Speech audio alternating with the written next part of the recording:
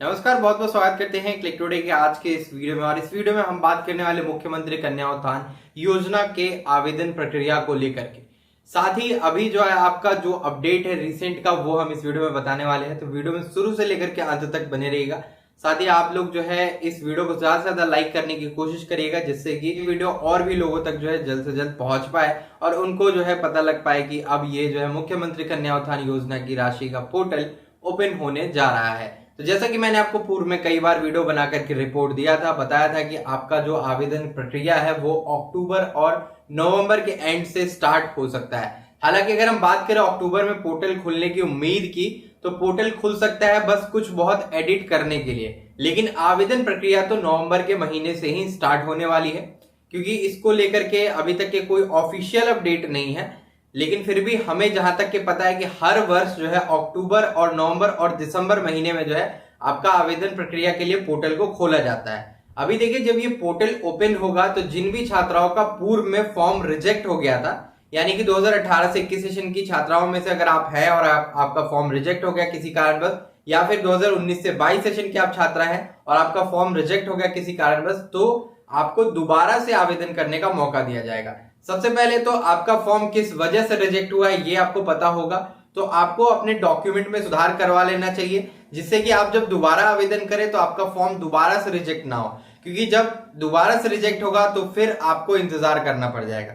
अभी देखिए, मुख्यमंत्री कन्या उत्थान योजना की राशि में पूर्व में 25,000 की राशि दी जाती रही है, लेकिन 2018 से 21 सेशन यानी कि 2021 में जितनी भी कन्याएं अभी जो है अपना स्नातक उत्तीर्ण किए, उन सभी को 50,000 राशि देने का जो है घोषणा राज्य सरकार की ओर से किया गया।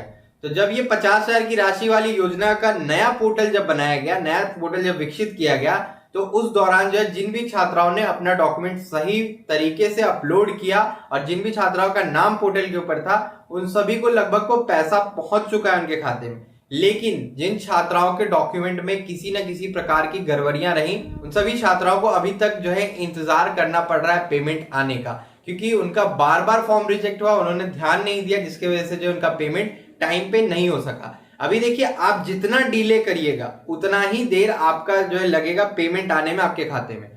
जैसे ही पोर्टल ओपन होगा, अगर यूनिवर्सिटी की तरफ से आपके रिपोर्ट दिए जाते हैं कि छात्राओं को डॉक्यूमेंट सबमिट करने हैं यूनिवर्सिटी आकर के या फिर कॉलेज जाकर के, तो आपको पहले ही जो है अपने डॉक्यूमेंट जमा कर देना है कॉलेज में या फिर यूनिवर्सिटी में छात्र कल्याण विभाग में जाकर के आप जो है जमा कर दीजिएगा, तो आपका नाम ऐड हो जाएगा। ठीक है, नहीं तो फिर दिक्कत होगा। अभी अगर हम बात करें तो 2018 से 21 सेशन की वैसी छात्राएं जो प्रमोटेड हो गई थी, उनको बोला गया था डॉक्यूमेंट जमा करने के लिए।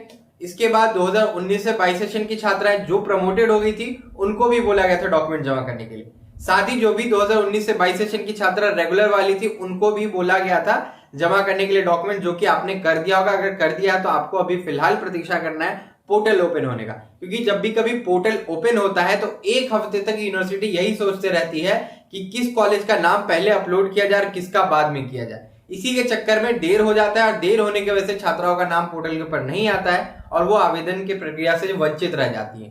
तो देखिए, सबसे पहली बात, ये पोर्टल आपका जल्दी खुलने वाला है। पहला, करेक्शन के लिए, करेक्शन यानी कि किसी का फादर्स नेम की वजह से रिजेक्ट हो गया होगा, जिनका भी फादर्स नेम की वजह से रिजेक्ट हुआ, यानी कि आपका किसी भी प्रकार का त्रुटि रहा आपके डॉक्यूमेंट जिसके वजह से आपका रजिस्ट्रेशन रिजेक्ट कर दिया गया, तो आपको रेडी रहना है अपने फ्रेश डॉक्यूमेंट्स के साथ। जैसे कि आपका आधार कार्ड अपडेटेड होना चाहिए, आधार कार्ड और आवासीय प्रमाण पत्र पे सेम एड्रेस होना चाहिए और आपके पिताजी के यहाँ का ही एड्रेस होना चाहिए। इस बात का खासा ख्याल रखिएगा। आपका आधार कार्ड भी जो है वही सेम होना चाहिए।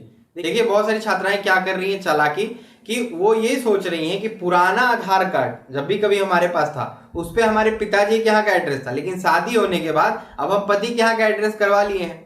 करवाने के बाद क्या हुआ कि पुराना आधार कार्ड का फोटो कॉपी जमा कर देंगे यूनिवर्सिटी में, तो यूनिवर्सिटी को क्या ही पता चलेगा कि हम विवाहित हो चुके हैं। ऐसा नहीं होता है, आपका वेरिफिकेशन ऑनलाइन होता है, यानी यूआईडीआई के वेबसाइट पे आप जो भी चीज अपडेट करवाई है वो अपडेट हो जाता है। और ये अपडेट जो है मेन एजुकेशन डिपार्टमेंट देखती है कि आपने उसमें जो डॉक्यूमेंट दिया है आवेदन के दौरान और जो आपका डिटेल्स यूनिवर्सिटी से अपलोडेड है वो मैच कर रहा है कि नहीं। अगर मैच नहीं करता है, वहीं से फॉर्म रिजेक्ट कर दिया जाता है। तो फादर्स नेम मिसमैच की वजह से रिजेक्ट किया जा रहा है या फिर डोमेसाइल सर्टिफिकेट की वजह से आपका जो है फॉर्म रिजेक्ट किया जा रहा है। तो इस पे खासा ध्यान रखिएगा। अगर थोड़ा भी इधर उधर होगा तो फिर दिक्कतों का सामना आपको करना पड़ेगा।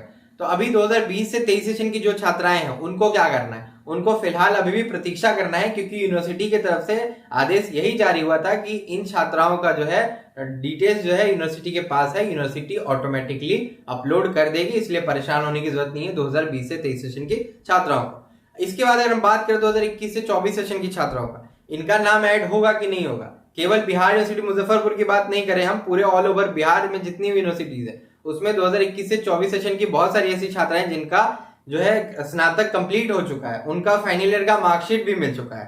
तो देखिए शिक्षा विभाग जैसा आदेश करेगी वैसा यूनिवर्सिटी काम करेगी। अभी जो है पिछला जो नोटिस देखा था आपने, उसमें कहा गया था अगस्त 15 तक सभी छात्राओं का नाम अपडेट करने के लिए, जिसमें बोला गया था कि जून 2024 तक जिन भी छात्राओं का रिजल्ट जो है पब्लिश कर दिया गया है उन सभी का नाम अपलोड कर देना है वेबसाइट के ऊपर।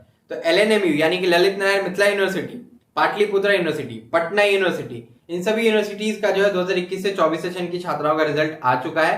तो इन सभी का जो नाम अपलोड किया जाएगा अगर वो जून तक रिजल्ट जारी कर दिया गया। अब नए नोटिस में अगर ये लिख दिया जाता है कि अक्टूबर महीने तक जिन छात्राओं का जो है रिजल्ट जारी कर दिया गया तो उनका नाम अपलोड कर दिया जाए, तो इनका भी नाम जो है अपलोड कर दिया जाएगा। यानी कि इसमें अब जो है पार्ट लेंगी 2018 से 21 सेशन की छात्राएं, 2019 से 22 सेशन की छात्राएं, 2020 से 23 सेशन की छात्राएं और 2021 से 24 सेशन की छात्राएं।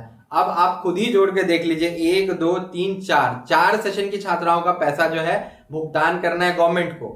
अब गवर्नमेंट को क्यों करना है, क्योंकि गवर्नमेंट ने वादा कर रखा है अगले साल जो चुनाव भी है तो ये तो करना ही पड़ेगा। तो अब जल्द ही जो पोर्टल को ओपन किया जाएगा, आवेदन का प्रक्रिया शुरू किया जाएगा। भले ही पेमेंट लगने में अगला नया सरकार क्यों ना गठन हो जाए या फिर वही सरकार वापस से क्यों ना नए तरीके से बन के आ जाए, लेकिन भुगतान आपका होगा, क्योंकि एक जो नियम बनता है वो नियम हटने में काफी टाइम लगता है। तो अभी तक तो यही नियम है, 2021 से 24 सेशन की छात्राओं को जो है 50,000 की राशि मिलेगी, उससे पहले के सेशन की भी है उनको भी मिलेगा। भले ही 2017 से 20 सेशन की छात्राओं को 25,000 की ही राशि दी गई है और उनका जो आवेदन का प्रक्रिया के लिए दोबारा पोर्टल नहीं खुल रहा है, अब खुलने वाला है 2018 से 21, 19 से 22, 20 से 23 और 21 से 24 सेशन की छात्राओं के लिए ही केवल पोर्टल को ओपन किया जाएगा। आगे जो भी जैसा अपडेट होगा आपको दिया जाएगा। नवंबर के महीने में पोर्टल आवेदन के लिए खुलेगा, उससे पहले हो सकता है अक्टूबर के एंड तक आपको हो सके नाम ऐड करने के लिए यूनिवर्सिटी को जो है लॉगिन करने के लिए दिया जाए, छात्राओं को फिलहाल लॉगिन करने के लिए नहीं दिया जाए, क्योंकि एक साथ जब सब कुछ बर्डन बढ़ता है वेबसाइट के ऊपर तो वेबसाइट क्रैश कर जाता है। इसीलिए हो सकता है कि अभी फिलहाल यूनिवर्सिटी लॉगिन के लिए ही पोर्टल खुले और छात्राओं का नाम ऐड हो जाए। आपको जो है स्टेटस कैसे चेक करना है तो वीडियो के डिस्क्रिप्शन बॉक्स में सारा लिंक दिया गया, वहां से जाकर के अपना रजिस्ट्रेशन नंबर यूनिवर्सिटी सेलेक्ट करके स्टेटस देख लीजिए, अपना नाम चेक कर लीजिए अब आपका है कि नहीं पोर्टल के ऊपर। अगर नाम है तो बस आवेदन के लिए पोर्टल ओपन होने का इंतजार करिए, जैसे ही ओपन हो जाएगा आपको जो है आवेदन करने का मौका मिल जाएगा। ठीक है, फर्स्ट डिवीजन और सेकंड डिवीजन हो कोई मैटर नहीं करता है, बशर्ते डॉक्यूमेंट में आपको आपका डोमिसाइल सर्टिफिकेट, आधार कार्ड, ये सब आपके फादर के यहाँ का ही होना चाहिए इसके ऊपर एड्रेस, और अगर कुछ भी गलत करिएगा तो फिर रिजेक्ट होगा ही होगा। ठीक है, और डोमिसाइल सर्टिफिकेट प्रीवियस 1 ईयर के अंदर बना होना चाहिए।